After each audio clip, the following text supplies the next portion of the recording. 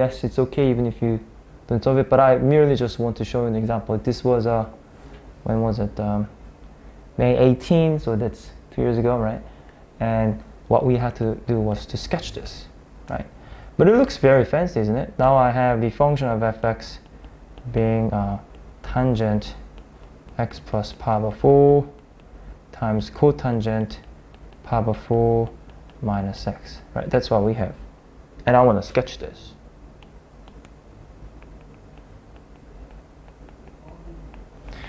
And to do so, I don't know if you have how much depth you cover the trick, but as soon as you see the cotangent 4 over pi minus x, what I would expect you actually to understand now is that this reminds me of the cofunction identity. One of the cofunction identity here is a tangent pi over 2 minus theta is cotangent theta. Okay, so something called the cofunction identity. If you don't know this yet, don't worry. We're not learning the trick yet. That's the ultimate goal of the summer. But then I know that this is going to be same as a tangent pi over 2 minus the angle. Okay, so that's going to be the tangent here. See, that's going to be the same form, and according to the cofunction identity. And what I realized on the right hand side, if you expand, pi over 2 is a 2 pi over 4, right? So 2 pi over 4 minus pi over 4 is a pi over 4 plus x, you see? Then what you realize is that, that function actually can be re-expressed using what? Tangent square x plus pi over 4, you see? Because of the cofunction identity, that whatever the cotangent form can be put into the tangent form, right? So why am I talking about it? Because this is to use then squaring the function, you see? What you had to do was to sketch the tangent function, which looks like this, and then sketch y equal to 1, right? And then whatever below 1 will be what? Will it get bigger or smaller? It's gonna get smaller. So smaller here. Anything that is bigger than 1 gets bigger.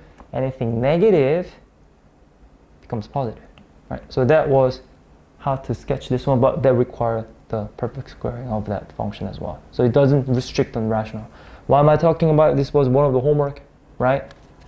And it was asked by a lot of students, so I wanted to go over that in particular. Okie dokie? Good. Okay, so yesterday what we have covered was some sort of asymptotes, right? We covered the vertical asymptote, horizontal asymptote, slanted asymptote, well, let's call it oblique asymptote, and then curved asymptote, right? We talked about quite a few, and then we were moving on to what? Sketching a rational function that are factorizable, right? Remember, the most of the functions that we are interested in are the ones that are factorizable. Those are the only ones that we are interested in.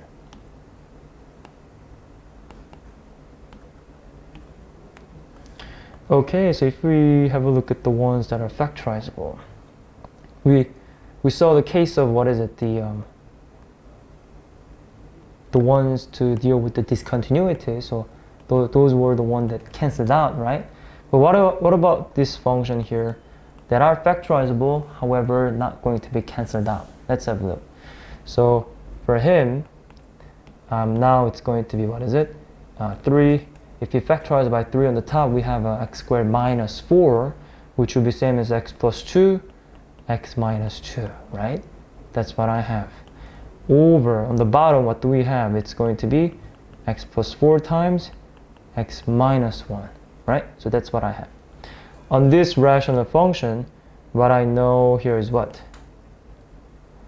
That I want to describe with the two types of asymptote first.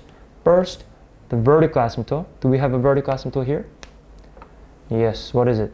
Negative 4 and 1 are my vertical asymptote. And then do we have horizontal asymptote in this case? Yes, because it's got the quadratic over quadratic. If it's the same degree, then yes, we do have the horizontal asymptote. So horizontal asymptote is going to be who? 3. Then my friend is going to be my horizontal asymptote. I'm very happy. I'm very happy with that. So from then, what we're gonna do is what?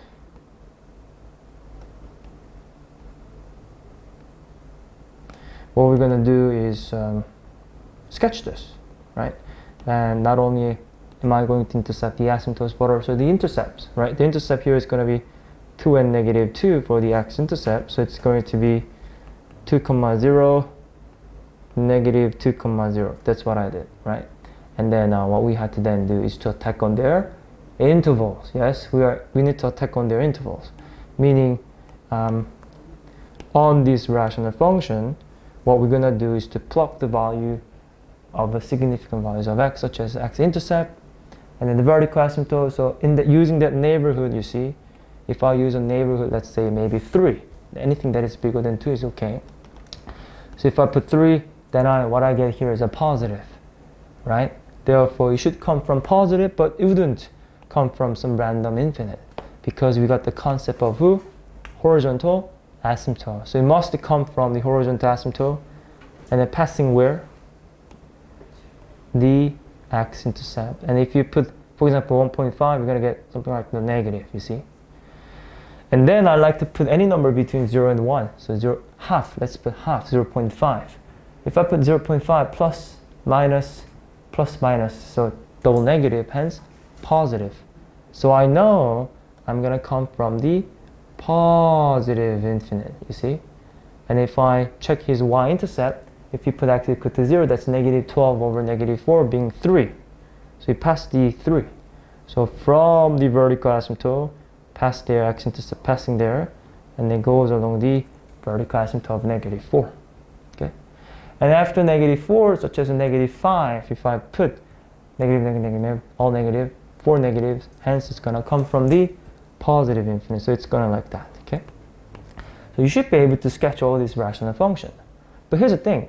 Most of the time, the reason we sketch is because we want to find the inequality. Okay, most of the time we have to sketch is because we want to, find the inequality. So sketching this helps me to find inequality, you see. For example, if I want to find this function to be, let's say, negative, right? If I want to find this function to be negative, that's merely just below x-axis, right? And using that x-intercept and the vertical asymptote, I know that this is going to be negative for what? Between negative 4 and negative 2, right? Or between 1 and 2. So those parts are going to be the ones that are negative. You see? Those are the negative part. But we don't necessarily have to sketch this, you see? We don't necessarily have to sketch because if you are used to something called the sign diagram, okay? So let's maybe after having factorized, let's try to work with the sign diagram. So for the sign diagram, I want you to put the significant values of x in ascending order, meaning put the smallest first. So the least value here is going to be who? Negative 4. And then negative 2. And then 1, 2, right? But to distinguish with the x-intercept and vertical asymptote, what's going to be the vertical asymptote? Negative 4 and 1. Okay? And then I'm going to attack on this interval. Other than those vertical asymptote, the rest are the x-intercept. So for example, if I put 3 on him, what do I get? I get positive. And between 1 and 2, we got negative plus negative. It's not always alternating. It is not always alternating, but I just did it quickly for you. In this interval, then, we are able to see the ones that are, positive or negative. So if I was asked about the negative, then I would use this interval between negative 4 and 2, right? So bigger than negative 4, less than negative 2, or bigger than 1, 2. If you compare with the one that I have to write from the picture, it is the same. Okay? So make sure you're able to work with the sign diagram. Okay? Okay, maybe I don't have to sketch this fancy rational function for solving the inequality. Maybe I can just do with the sign diagram. Understood?